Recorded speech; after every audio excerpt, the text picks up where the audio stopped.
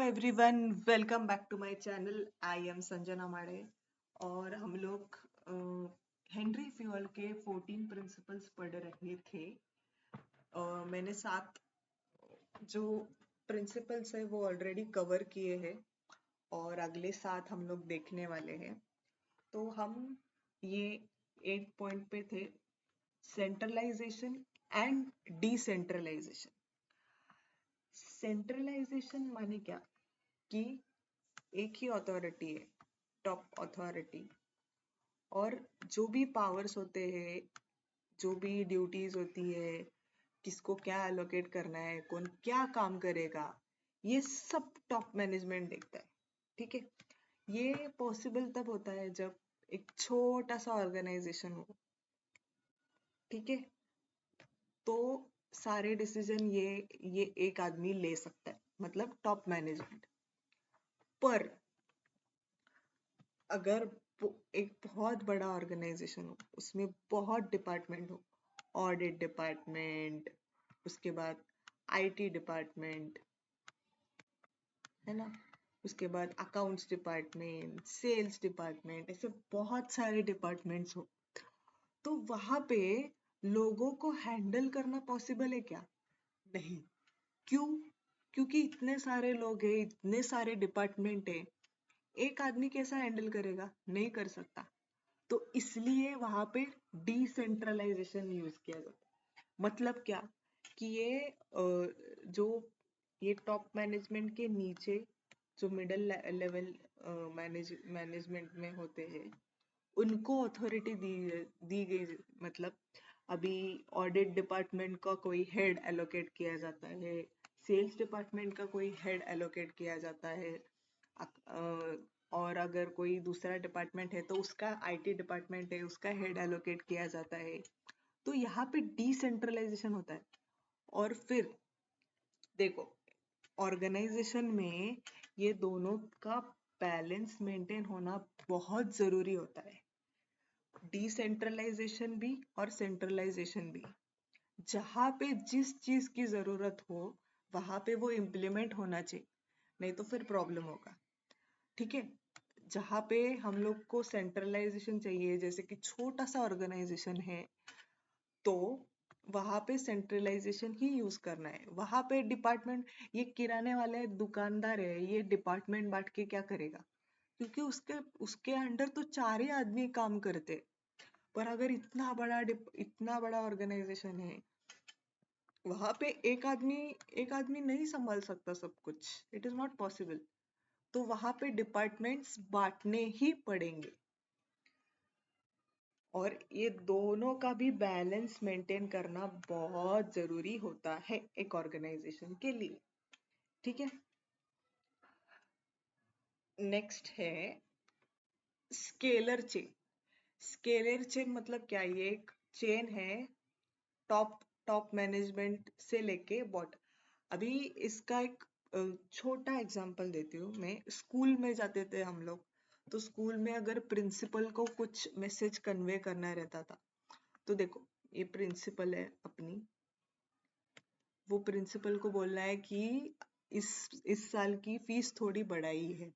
ठीक है, तो ये प्रिंसिपल क्या करेगी? टीचर को कन्वे करेगी ये मैसेज। फिर ये टीचर स्टूडेंट्स को कन्वे करेंगे, और फिर स्टूडेंट्स जाके अपने पेरेंट्स को कन्वे करेंगे ये मैसेज कि भैया इस साल की फीस थोड़ी बढ़ गई है। अभी ये एक एग्जाम्पल है, ठीक है, पर एग्जाम्पल से समझ लो ये टॉप मैनेजमेंट है और ये लोअर लोअर लेवल मैनेजमेंट है, ये या स्टूडेंट्स। और मिडल मिडल लेवल में कौन आते हैं? ये। तो अभी डायरेक्ट प्रिंसिपल डायरेक्ट पेरेंट्स को मैसेज नहीं दे सकते, वो किसी के थ्रू एक प्रॉपर हायरार्की मेंटेन करेंगे और वहां से वो मैसेज जाएगा। पर अगर कुछ अर्जेंसी हो, कुछ इमरजेंसी सिचुएशन हो, उस केस में क्विक डिसीजंस देना हो, ठीक है, अगर किसी स्टूडेंट की मेडिकल हेल्थ खराब है या कुछ भी है, तो प्रिंसिपल टीचर को बोलेगा, टीचर स्टूडेंट को बोलेगा, स्टूडेंट पेरेंट को बोलेगा। ऐसा होगा क्या? नहीं, वहां पे डायरेक्ट कम्युनिकेट, सॉरी, वहां पे डायरेक्ट कम्युनिकेशन, एक मिनट, वहां पे डायरेक्ट कम्युनिकेशन होता है, वहां पे कोई हायरार्की फॉलो नहीं होती है, ठीक है। In case of emergency, order, right person should be in the right job. इसका मतलब क्या? अभी हमने एक सीए को बोला कि भैया आप आईटी डिपार्टमेंट देखो, तो वो आईटी डिपार्टमेंट एफिशिएंटली मैनेज कर पाएगा क्या? नहीं। क्यों नहीं कर पाएगा? क्योंकि उसके पास वो एक्सपर्टाइज ही नहीं है, उसके पास वो सफिशिएंट नॉलेज नहीं है कि वो एक एक पूरा डिपार्टमेंट संभाल पाए या उसका काम, उसके रिलेटेड काम कर पाए, ठीक है। वैसे ही अगर हमने कोई इंजीनियर रहा, उसको ऑडिट का काम दिया, तो वो ऑडिट कर पाएगा क्या? नहीं कर पाएगा। क्यों नहीं कर पाएगा? क्योंकि उसकी एक्सपर्टाइज नहीं है, उसको उस चीज का नॉलेज नहीं है। इसलिए बहुत इम्पोर्टेंट होता है कि right person should be in the right job. किसी को भी कुछ भी जॉब देंगे तो फिर एफिशिएंसी नहीं आएगी, सिस्टमैटिकली काम नहीं होगा, ठीक है। गलत गलत चीजें ही हो जाएगी ऑर्गेनाइजेशन में, ठीक है। तो वो इम्पोर्टेंट होता है। उसी तरह right place, right material should be in right place. इसका मतलब क्या है कि अ, अभी आप पानी पूरी खाने जाते हो, ठीक है, ठेला रहता है, वो पानी पूरी वाले भैया है, वो एक स्पेसिफिक जगह पे पानी जो रहता है वो रखते, स्पेसिफिक जगह पे जो पूरी होती है वो रखते, मतलब वो फिर उनको पता है यहाँ पे कुछ मसाले हैं राइट साइड में, ठीक है, यहाँ पे कुछ आलू का जो भी सब्जी है वटेवर वो रखी होती है, तो वो ऐसे फटाफट ये करके फिर हमें सर्व कर। बहुत छोटा एग्जाम्पल है पर रिलेट कर पाएंगे, ठीक है। तो उसको पता है कि अ, कौन सा मटेरियल कहाँ पे रखा है, उसको ढूंढना नहीं पड़ता है कि अरे पूरी कहाँ पे रखी है, सब्जी कहाँ पे रखी है, ये कहाँ पे रखा है। उसकी जगह फिक्स्ड होती है, उसका हाथ सिर्फ ऐसे यहाँ पे मूव होता है बस। उससे क्या होता है, उसको ज्यादा से ज्यादा कस्टमर को सर्व करने मिलता है, उस वजह से उसकी एफिशिएंसी बढ़ती है। अगर वो ढूंढते बैठा कि पानी पूरी का पानी कहाँ पे है, वो सब्जी कहाँ पे है, उसका कांदा टोमेटो वो सब कहाँ पे है, तो उसका टाइम ज्यादा जाएगा।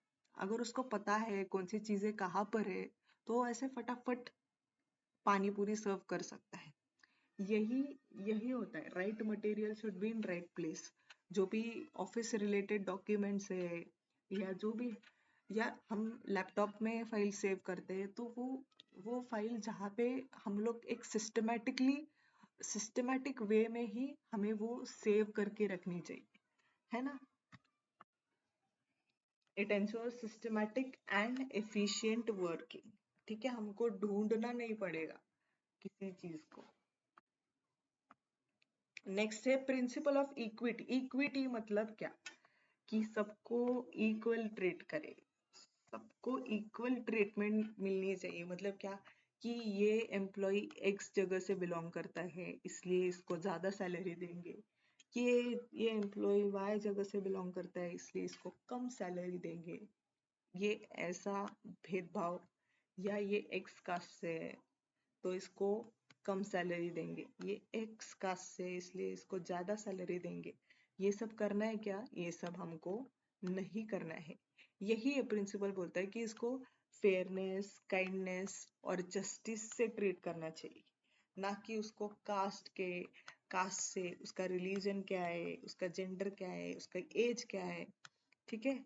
मतलब वुमेन है तो इसको ज्यादा प्रायोरिटी और रिस्पॉन्सिबिलिटी वाला काम नहीं देना चाहिए क्योंकि just because she is a women. तो या रिलीजन बेस्ड बहुत चीजें होती है, तो हमें एक एम्प्लॉयर को ये सब चीजें ये डिस्क्रिमिनेशन नहीं करना चाहिए, यही ये प्रिंसिपल बोलता है। ठीक है। नेक्स्ट है स्टेबिलिटी टेन्योर। स्टेबिलिटी टेन्योर मतलब क्या, कि जो एम्प्लॉयज है उनको फ्रीक्वेंटली, मतलब 6 महीने में उसको पुणे भेज रहे तुम, फिर 6 महीने के बाद वो पुणे में सेटल हो रहा है तब तक उसको मुंबई भेज रहे, 2-3 महीने के बाद उसको बेंगलोर भेज रहे, उसके बाद उसको हैदराबाद भेज रहे। मतलब वो एक जगह पे सेटल हो रहा है तो कहीं और भेज रहे, कहीं और भेज रहे, या फिर ऐसा बोल रहे कि तुमको कभी कभी भी निकाल दिया जा सकता है। मतलब ये सब नहीं करना चाहिए, उसको ज्यादा ज्यादा फ्रीक्वेंटली यहाँ वहाँ ट्रांसफर नहीं करना चाहिए, क्योंकि उसको नई जगह पे सेट होना मुश्किल पड़ेगा। उससे उसकी एफिशिएंसी पे उसका मतलब ज्यादा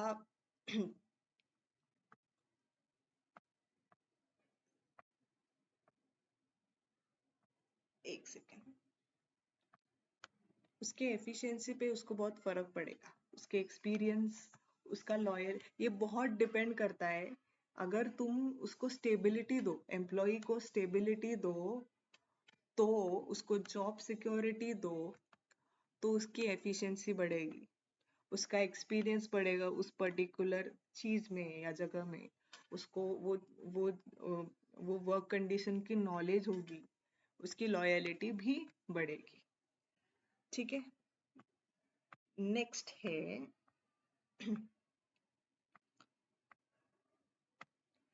नेक्स्ट है इनिशिएटिव, सॉरी, नेक्स्ट है initiative. Employ should be encouraged to take initiative and suggest new ideas. मतलब क्या, कि उसे सिर्फ ये काम थोपना नहीं चाहिए उसको काम, कि ये टास्क है, ये तुम कंप्लीट करो। उसके पास से कुछ नया आइडियाज लेने चाहिए। अगर कोई टास्क दिया गया, कोई गोल दिया गया कि ये तुम्हें अब अचीव करना है ये मंथ में, तो क्या कर सकते हैं, ये उससे उससे कुछ आइडियाज लेने चाहिए, उससे क्रिएटिविटी बढ़ती है, उससे उसका कॉन्फिडेंस बढ़ता है, उसका कि एम्प्लॉयर हमें कंसिडर कर रहा है, एम्प्लॉय हमारे जो भी व्यूज है उसको कंसिडरेशन में ले रहा है। ये बहुत इम्पोर्टेंट है एक ऑर्गेनाइजेशन के लिए, क्योंकि अगर एम्प्लॉयज को सिर्फ बोला जाए तुम्हें ये करना है, तुम्हें ये करना है, तुम्हें ये करना है, उनका दिमाग उनको अगर चलाने नहीं दिया, तो फिर उनकी क्रिएटिविटी कम होगी, उनका कॉन्फिडेंस कम होगा, क्योंकि तुम लोग उन्हें ट्रस्ट ही नहीं कर रहे। अगर तुम उनको बोलो कि कुछ नया आइडिया सजेस्ट करे, कुछ नया चीजें हो तो वो बताए, तो उससे उनका मोटिवेशन भी बढ़ता है कि हमें कंसिडर किया जा रहा है, हमारे आइडियाज को इम्प्लीमेंट कर रहे हैं और वो वर्क भी कर रहे हैं। तो इसलिए ये तीनों चीजें भी इम्पोर्टेंट होती है। इसलिए हमें एम्प्लॉयज को जो भी डिसीजन मेकिंग है ऑर्गेनाइजेशन का, वहां पे कंसिडर करना चाहिए। ठीक है। नेक्स्ट है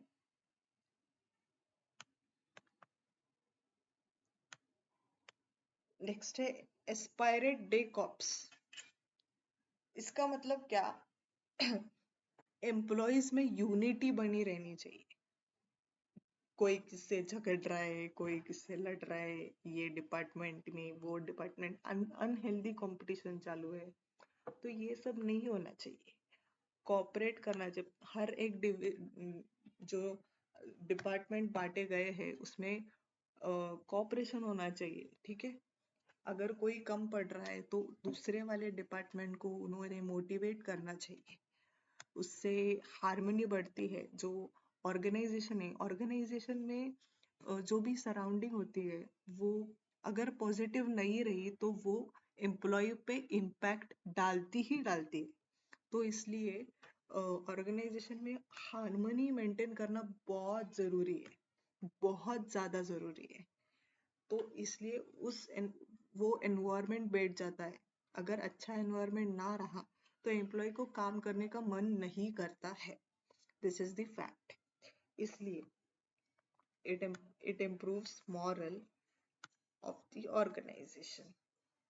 ठीक है, यही बोलता है ये 14th प्रिंसिपल। ठीक है, आई होप आपको लेक्चर पसंद आ रहा है। अगर पसंद आया तो प्लीज मेरे चैनल को सब्सक्राइब करो। ठीक है, और एक छोटा सा लाइक कर दो, थोड़ा सा मोटिवेशन मिल जाए।